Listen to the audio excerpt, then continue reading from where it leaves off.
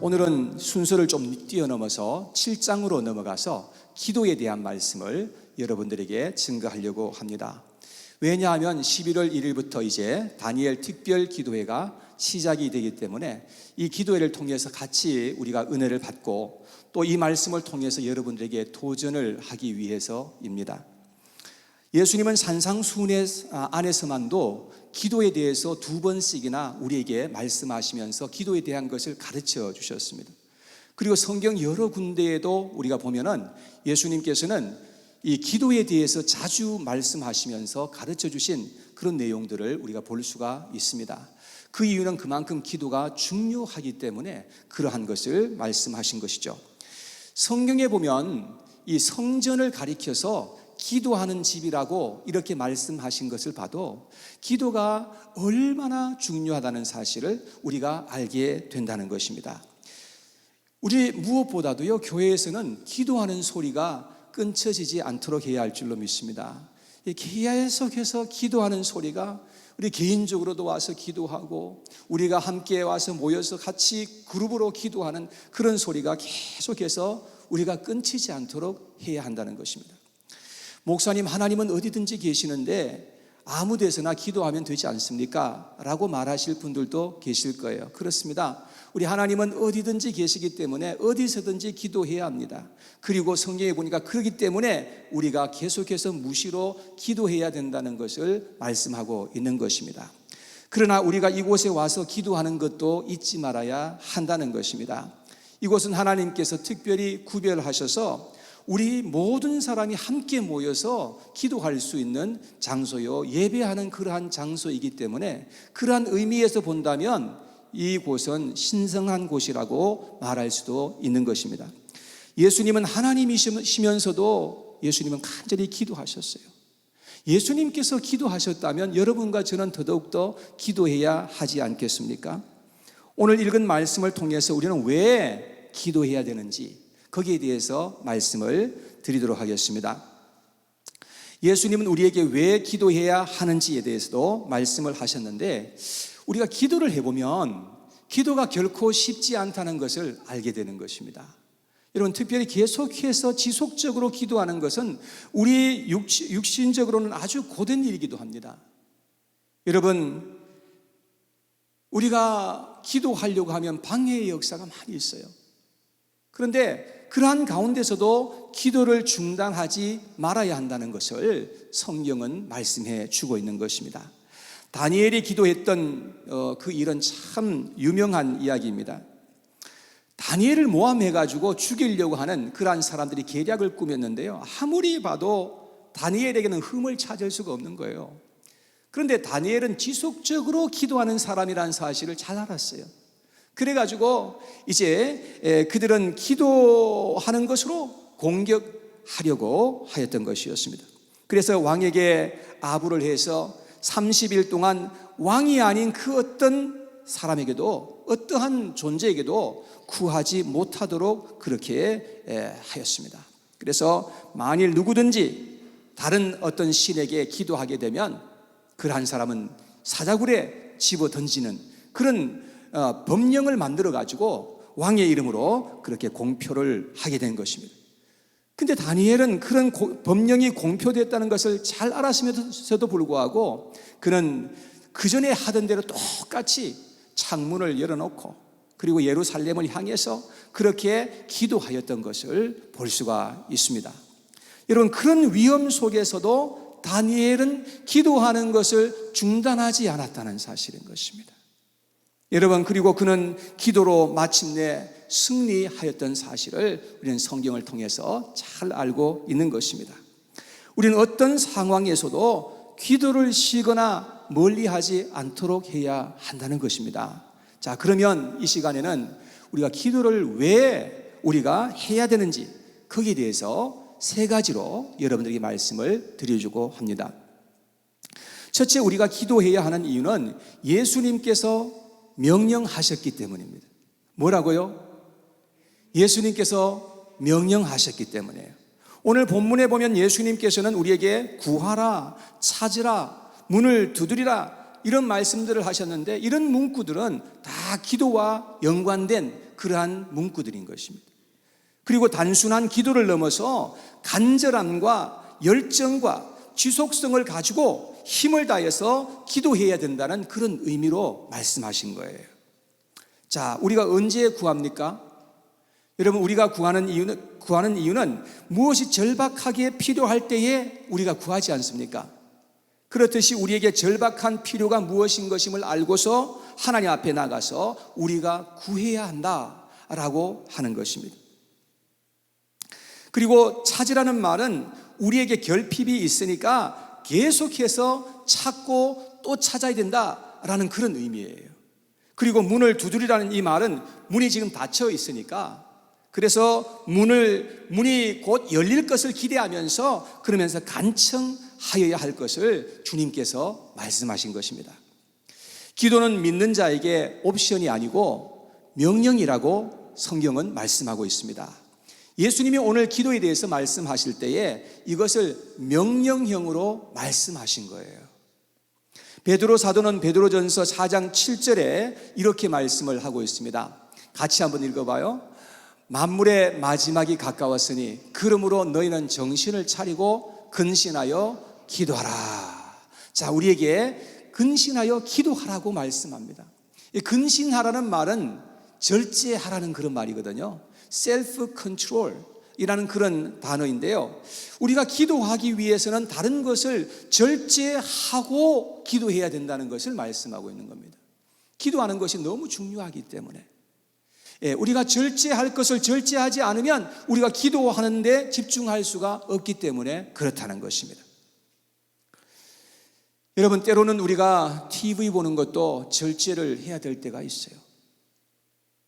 동영상을 보는 것도 우리가 절제해야 될 때가 있는 거죠. 때로는 우리가 우리가 잠자는 것까지도 절제해야 할 때는 절제해야 된다는 거죠. 때로는요, 밥 먹는 것까지도 절제하면서 기도하라고 하는 것을 우리에게 말씀하고 있는 거예요. 여러분, 사도 바울은 골로새서 4장 2절에 이렇게 말했습니다. 기도를 계속하고 기도에 감사함으로 깨어 있으라 하고 말씀합니다. 여러분, 기도를 어떻게 하라고요? 기도를 계속해서 하라고 말씀합니다. 데살로니가 전서 5장 17절에 말씀하기를 쉬지 말고 기도하라 라고 말씀을 하고 있습니다. 여러분, 기도는 한 번, 두 번 하다가 그냥 끝내버리는 것이 아니고 기도는 계속해서 해야만 하는 것이라고 하는 것입니다. 여러분, 기도는 성경에 보니까 기도는 영적인 호흡이라고 그렇게 말했어요. 여러분, 우리가 호흡하지 않으면 다 죽어버리잖아요. 그렇듯이 우리가 기도하지 않게 되면 영적으로 우리가 살 수 없다는 것을 우리가 알아야 한다는 것입니다. 그래서 기도를 지속적으로 하면서 하나님께 나아가야 한다는 것을 성경은 우리에게 말씀해 주고 있는 것입니다. 우리가 기도하는 것이 하나님의 거룩하신 뜻인 줄을 믿고 우리가 꼭 함께 기도하는 그런 저와 여러분들 다 되었으면 좋겠습니다. 기도는 하나님의 명령입니다. 두 번째, 우리가 기도해야 할 이유는 기도하면 하나님이 꼭 들어주시기 때문에 그렇습니다. 오늘 본문의 말씀을 보세요. 7절, 8절 말씀에 보면 예수님께서 이렇게 말씀을 하셨어요. 구하라 그러면 너희에게 주실 것이요, 찾으라 그러면 찾아낼 것이요, 문을 두드리라 그러면 너희에게 열릴 것이니 구하는 이마다 받을 것이요, 찾는 이는 찾아낼 것이요, 두드리는 이에게는 열릴 것이니라. 구하면 찾게 되고 또 받게 되고 찾으면 찾게 되고 문을 두드리면 열리게 된다라고 주님께서 말씀을 해주셨어요. 여러분, 우리가 하나님 앞에 나가서 기도할 때에 바르게 기도하면 반드시 하나님께서 응답하신다는 것을 여러분 꼭 믿으시기를 바랍니다. 그리고 우리 하나님은 우리에게 항상 좋은 것을 주신다고 약속을 하고 있는 것입니다. 자, 9절에서 11절까지의 말씀을 보겠습니다. 9절에서 11절 시작. 너희 중에 누가 아들이 떡을 달라 하는데 돌을 주며 생선을 달라 하는데 뱀을 줄 사람이 있겠느냐? 너희가 악한 자라도 좋은 것으로 자식에게 줄 줄 알거든 하물며 하늘에 계신 너희 아버지께서 구하는 자에게 좋은 것으로 주시지 않겠느냐? 자, 우리의 하나님은 좋으신 하나님이신 것을 여러분 믿습니까? 우리 하나님은 너무나 좋으신 하나님이에요. 어느 날 새벽에 눈을 떴어요. 잠자리에서 이제 일어나면서 하나님께서 제 마음속에 감동을 주시는데, 하나님은 너무너무 좋으신 하나님이라는 사실이 그냥 제 마음속에 믿어지는 거예요. 예. 그리고 하나님께서는 우리에게 가장 좋은 것을 주신다는 그런 사실이 내 마음속에 확신이 되어지더라고요. 여러분, 그렇습니다. 우리 하나님은 절대 불의하시거나 째째하신 그런 분이 아니라는 것입니다. 하나님은 우리에게 가장 좋은 것을 아끼지 아니하시는 그런 좋으신 하나님이신 것임을 꼭 믿으시기를 바랍니다. 로마서 8장 32절에 이렇게 말씀했어요. 같이 읽어봐요. 시작. 자기 아들을 아끼지 아니하시고 우리 모든 사람을 위하여 내어주시니가 어찌 그 아들과 함께 모든 것을 우리에게 주시지 아니하겠느냐. 자기 아들도 아끼지 않고 내주셨다고 한다면 우리한테 뭐가 아까워서 안 주시겠는가 하는 그런 말씀이죠. 우리가 하나님께 구할 때에 하나님은 하나님의 의로우심과 선하심을 따라서 가장 좋은 것을 우리에게 주시는 하나님이신 것임을 꼭 믿으시기 바랍니다. 마태복음에 보면은 좋은 것을 주시지 않겠느냐 그렇게 말씀했고, 누가복음에 보면 성령을 주시지 않겠느냐 이제 이렇게 말씀을 하셨습니다. 하나님은 하늘에 신령한 온갖 좋은 것을 우리에게 때를 따라서 내려주시는 그런 하나님이라는 것입니다. 그런데 우리가 받지 못하는 것은 그 이유가 있는데, 성경에 보니까 구하지 않았기 때문이라고 그렇게 말씀했습니다. 물론 우리가 구하지 않았는데도 불구하고 우리가 받아서 누리는 것들도 있긴 합니다.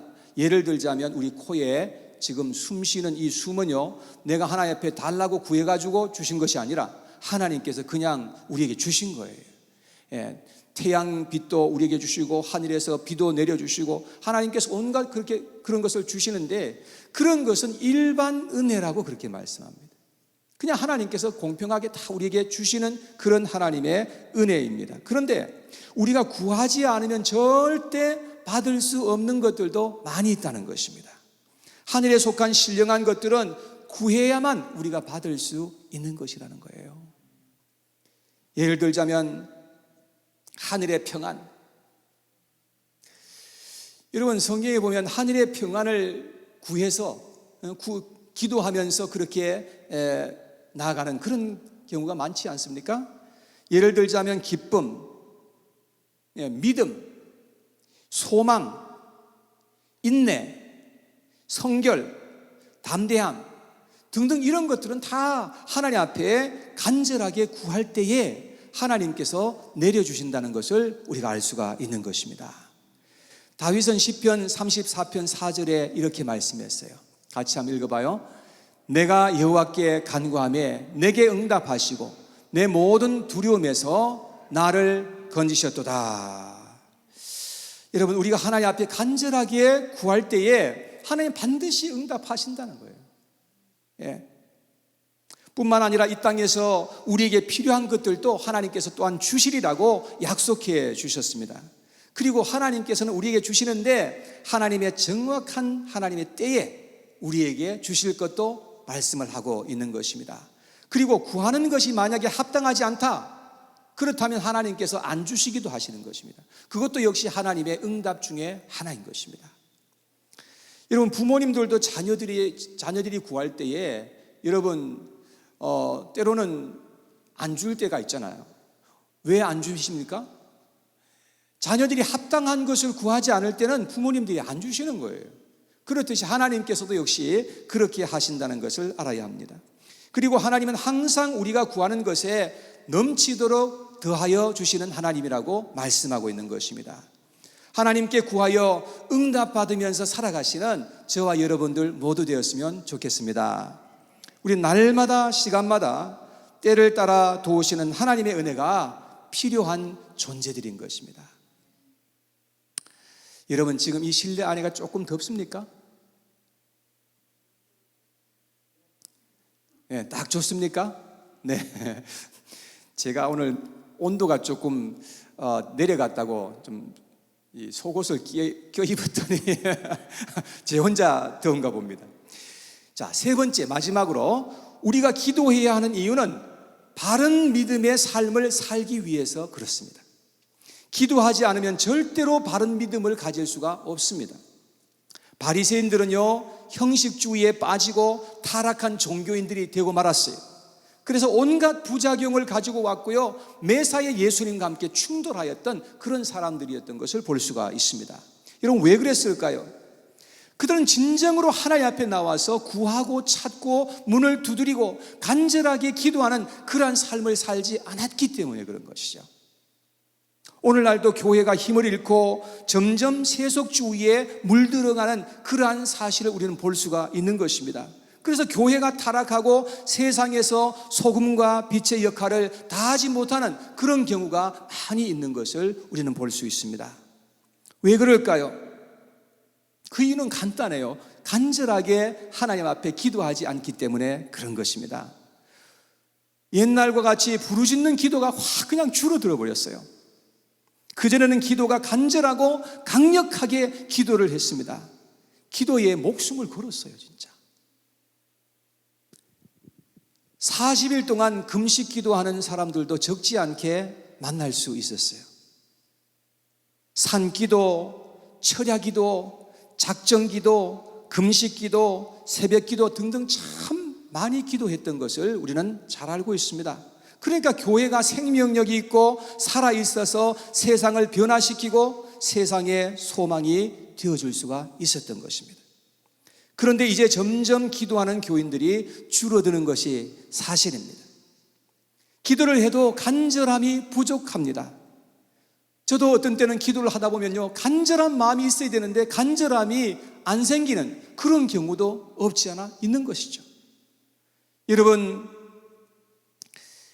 우리가 이 세상에 지금 살아갈 때에요, 별로 필요한 것이 없는, 부족한 것이 없는 그러한 세상에서 지금 살다가 보니까요, 간절함이 자꾸 사라지는 그러한 것을 경험하게 되는 거죠. 당장 살아가는 데 있어서 별로 절실하게 필요한 것이 거의 없어요. 우리 필요한 거 다 가지고 있습니다.